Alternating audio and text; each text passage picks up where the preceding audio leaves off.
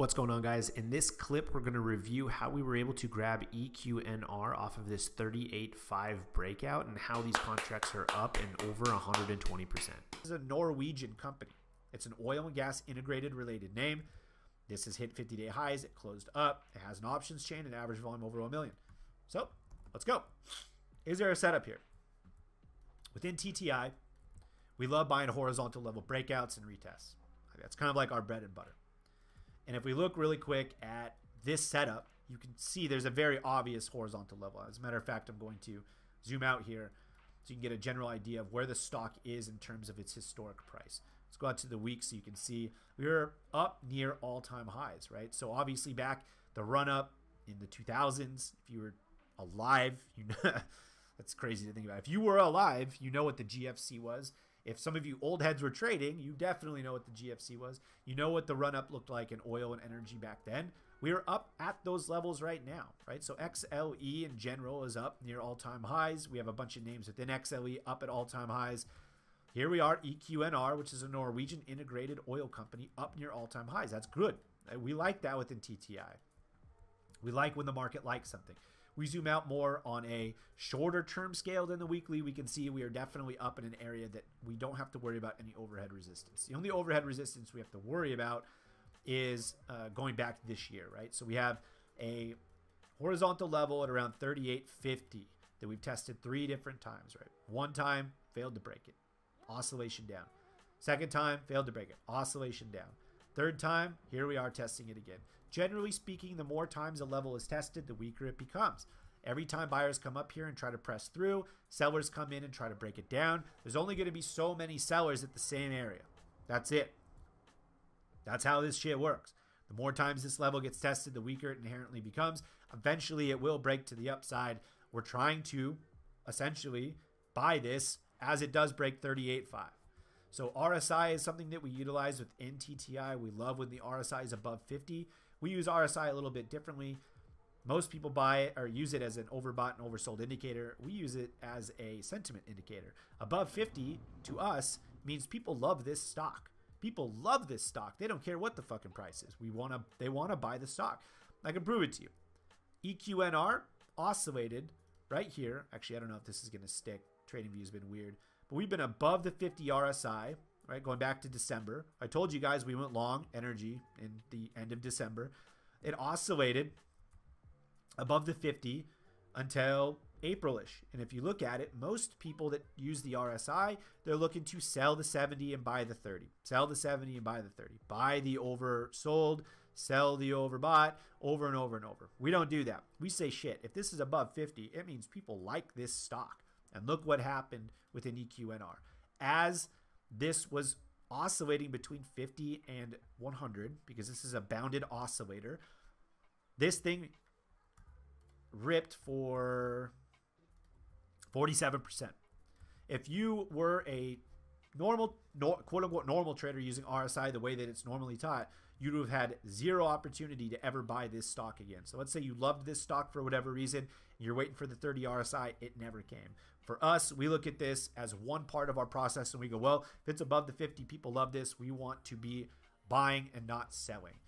Conversely, just for the sake of telling you, we only short when something is below the 50, when it's oscillating between the 50 and zero. Realistically, right? Because it's a bounded oscillator. 0 is the lowest, 100 is the highest. So this passes that, right? This is above the 50. We came down and oscillated and bounced at the 50. We like this a lot, actually, because as we started to create a lower low, or not a lower low, but a pullback off of this horizontal level, we bounced off of the 50. And so we're looking at this as, hey, right here is telling us that buyers want this stock regardless of what the price is. They're not waiting for it to dip back down to this 30 area. They want this stock. And we're pressing into an overhead resistance area at 38.5. We like this a lot. So what we're trying to do, we know that we want some exposure into energy. This is hitting 50-day highs, right? This is giving us an area that we can utilize as a risk on, risk off level at 38.5. The RSI is above the 50. We know we have a relatively high probability chance that this thing is going to break out. And because energy right now is being rewarded, people that are buying energy related stocks are being rewarded. We saw it with the US sector and US industry strength. We feel like this is going to be a high probability trade to the upside. All right, so off of the 38.5 breakout, we were actually thinking of potentially buying it on Friday. One guy did. What we would like to see here is a solid break above 38.5 on high RVol. So as you can see right here in the upper right-hand corner, relative volume. What that is doing is it's telling you, listen, is it above or below average volume? We like above average volume breakouts because, and I'm not going to spend too much time on this, but above average volume breakouts over horizontal levels has a 57% chance of a pullback in towards that level. What do? We find these areas through scanning. Where are we breaking out? Where are we about to break out? And then we set a trap. We go, listen, if 57% of the time, and that's academically proven, right? 57% of the time, horizontal levels, that's very key, by the way, not all breakouts. It has to be a horizontal level. That's how the test was set up. A horizontal level breakout on high volume, which is more than one RVol, which is why we have this indicator right here, has a 57% chance of a pullback in towards the level that it broke out. So what do? We identify the breakout spot. This thing will break out, right? That's what we want on high volume. This thing will pop up maybe here. And then what's going to happen over the next day or two? It's going to pull back to here. And what are we going to do? We're going to buy this. We're going to buy the pullback for a few reasons. One, we're going to buy because if we buy this pullback right here, it's going to be cheaper. If you're an options trader, you know what it's like to buy calls a day or two after a rip. They're going to be juiced. That premium is going to be expensive. You're going to be buying 50, 75, 100% more than what you could have 2 or 3 days prior. And that matters, by the way, a lot. What happens when you buy calls on a pullback day? Those things are discounted 50%.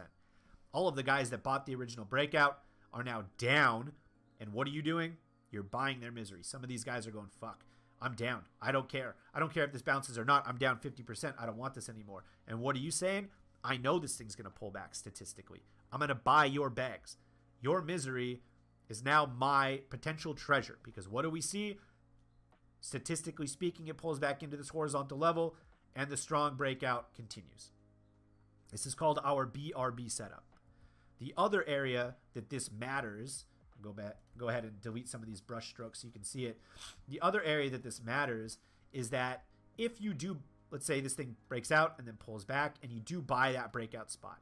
Let's say the breakout doesn't sustain itself, which happens all the time, by the way. It's failed breakouts, right? What can you do? You literally, your stop is the next day out. If it does not bounce, you are out. Your risk is incredibly limited. Incredibly. One day. Think about all the guys that bought here. Think about all the guys that bought here. You're buying here on a pullback, right? So you're already at a discount. This guy bought it up here plus 75% of what this guy did. This guy bought it at plus 50% what this guy did. You're buying misery. You're getting a 50% discount. And on top of that, you are getting a next day stop out. You're losing fucking nothing compared to this guy. This guy's down 75%.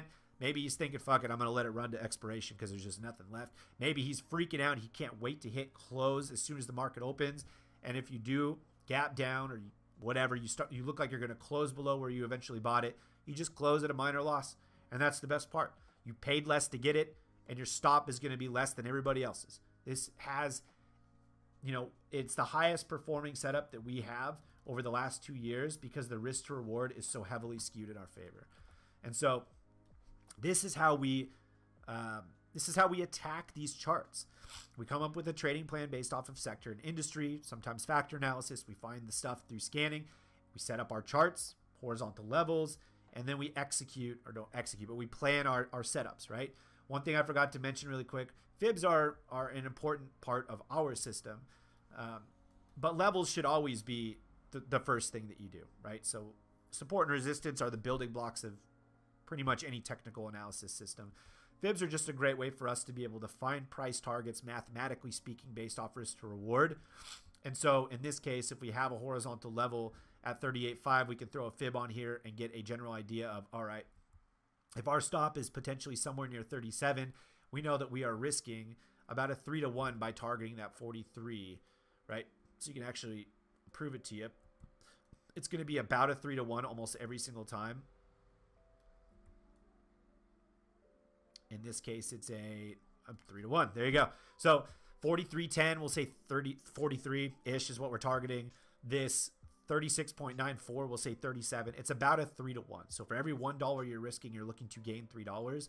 And this is the minimum what we do for TTI. If you are looking to become a better trader, TTI and myself will help you within 90 days become that better trader, or we will give you your money back. No joking around, guys. This is the real deal.